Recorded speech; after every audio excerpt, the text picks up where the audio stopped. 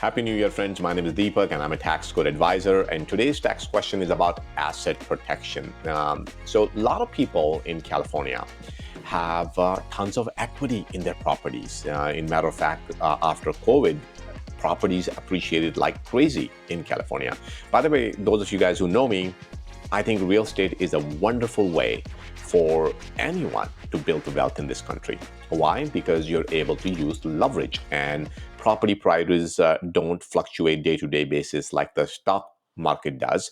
And people are, whether they like it or not, more disciplined with their property. So it might be a little bit difficult. They might have to see some tough time, but they will hang on to the property for long enough that property turns profitable for them. So I love owning real estate. I tell all my clients that real estate is a wonderful way for you to save on taxes, a wonderful way for you to build wealth, a wonderful way for you to build a legacy, a real wealth that you can actually pass on to the next generation. So I love the strategy.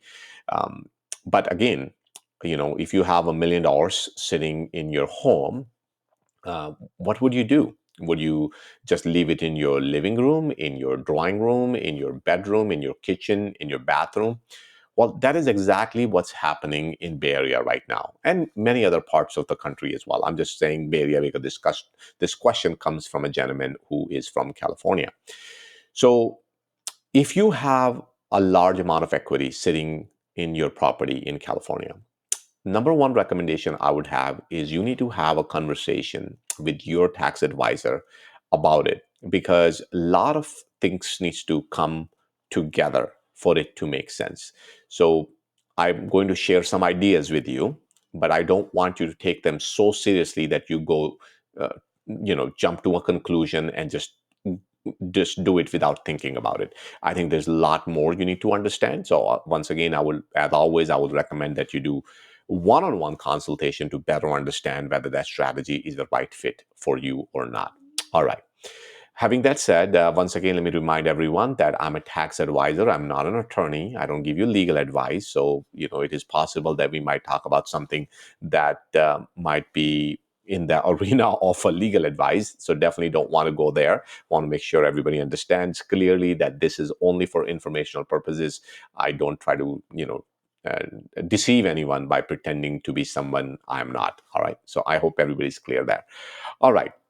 So let's understand what the problem is. So Rakesh is asking that Deepak bhai, I have a property in San Jose, and the property is worth $2 million, and my cost on the property is roughly 600,000. So I have $1.4 million equity in this property. Property is not. Property is good and it has a good tenants, but he's worried about something that can come back and bite him later on. So he's wondering what can he do with this $1.4 million equity, and that's a fair question. I think many of you guys are perhaps in the same position. And I can talk about this subject matter in so many different ways. We can look at this scenario from, hey, Rakesh, what do you do for a living? What kind of business do you have? Are you a W-2 employee?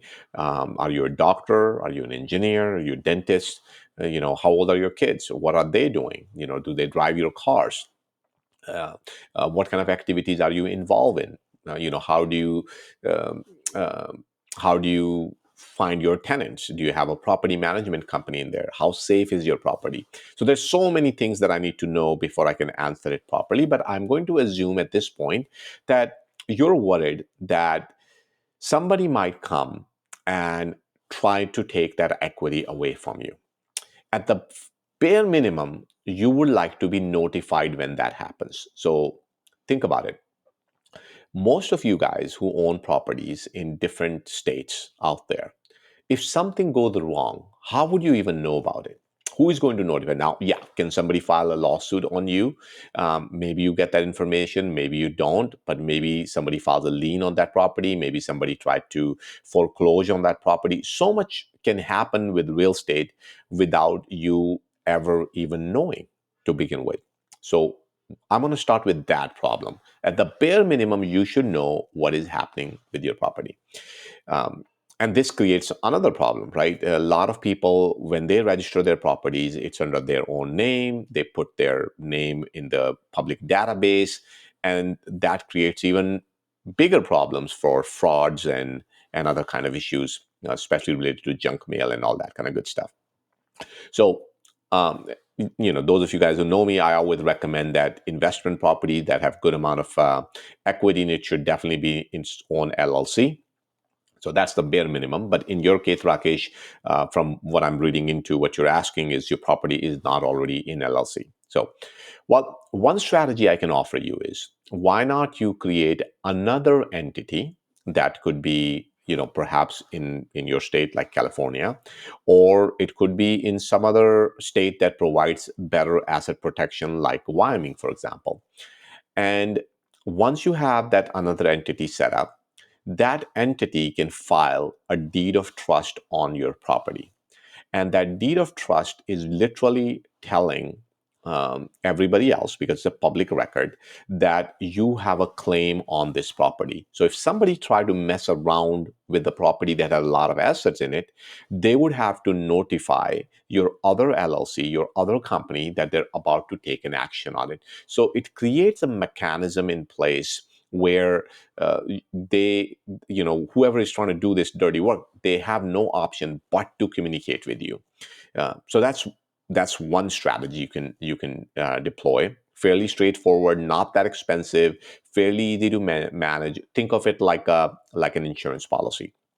Uh, Especially if you have that million plus equity in it, I think it's a worthwhile for you to look into that. All right. So now some of you guys might be wondering, well, okay, so if I file a deed of trust, what happens? And how do you do it to begin with? Well, fairly simple. Normally, you will go to a title company, and I know some title companies are super expensive. They want to charge a lot of money. So I work with some other local vendors who can do it for a decent price. So not a big deal. It's not, I think you can probably get it done for certainly less than $1,000 for sure. But many times I've seen it being done for as little as 250, $300 as well. So depending upon which area you are in, we might have to kind of work around that. So it's not that expensive to get that deed of trust recorded. But once you record that deed of trust, it's putting everybody else out on notice that somebody had the financial interest on this property. So it benefits you two ways. Number one, you get notified if somebody tried to take an action.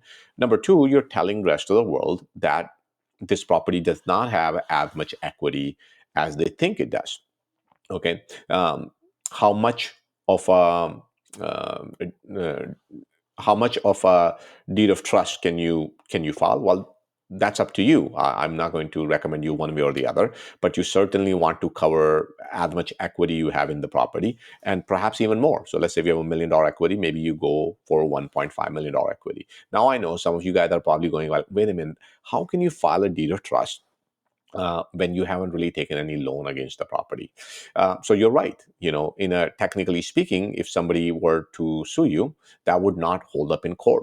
You're absolutely right, because to hold up in the court, you do need to take equity out of that property. You do need to have a promissory note, and you need to be able to give them the money. Obviously, you don't have $1.5 million sitting in your bank account, so you can pass it on to your other entity here.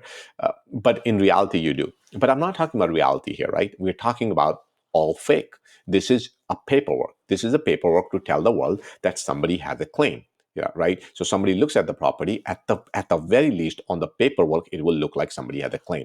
Um, Now, can you have a promissory note, or are you required to have a promissory note?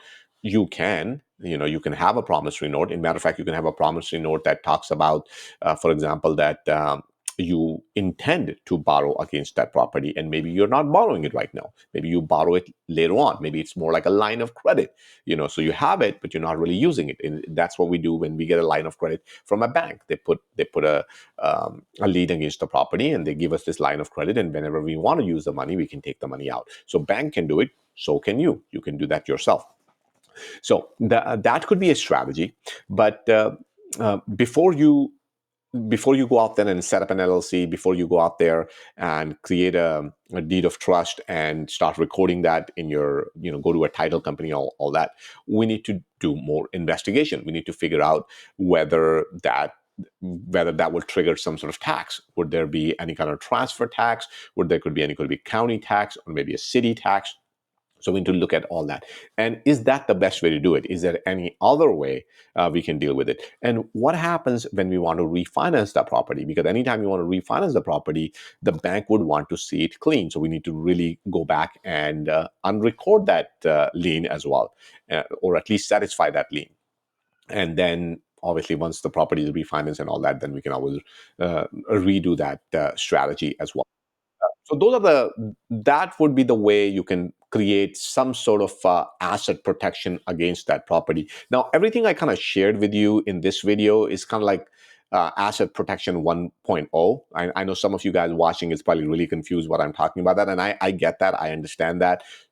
Never rush into any of these things. When clients come to me, I take my time. I make sure that they understand every bits and pieces and make sure they collect all the information before they make the move. You could be surprised that you do all this hard work and then you find out there's some tax consequences. So you don't want to jump into it. Another thing I want to point out is a lot of time people think that the tax advisor has all the information for every single city, every single county, every single state. Why do I say that? Because sometimes I have clients who will go online and they will listen to somebody or they watch out for somebody and then they will come tell me that strategy. Sometimes they're right, but many times they're wrong because they don't understand that everybody talking about stuff online, and sometimes those people could be attorneys as well, they haven't really researched your area. Like I could be talking about, I don't know, one city in California, and some other city could be completely different. So please understand that nobody really understands every single city. That's why what you want to understand is the process. Once you understand the process, then follow the process and find all the information, because at the end of the day, it's your property. End of the day, you are going to be responsible for paying for those taxes and other kind of maybe a transfer tax or some sort of city tax, and this can become really nasty. Another part of the puzzle I see is sometimes people get bogged down into setting up multiple LLCs, a trust, this LLC, that LLC, sub LLC under it, and it becomes so messy from a tax point of view that the client have no idea what's going on with their property. So now it's like completely a big mess. And then not to mention, now you have to manage all of those yearly basis, right? There's a cost for registration, there's a cost for renewal, there's a cost for having an agent, then you might even need a mailbox. Uh, so anyhow, it becomes a mess. Okay, but Rakeshji, for now, I hope this makes sense. If I want to get started with it, this is where I would start. I'll set up another entity. That entity will find a deed of trust on your existing property, and that would be my step one. And then I'll kind of go from there. So anyhow, I hope that answers the question. If you would like to learn more about it or want to better understand it, then I will recommend that you go to taxcodeadvisors.com and set up a consultation appointment from there. All right. Thank you so much for sending your question to me. I have a few more. I'm going to share those with you in the next video.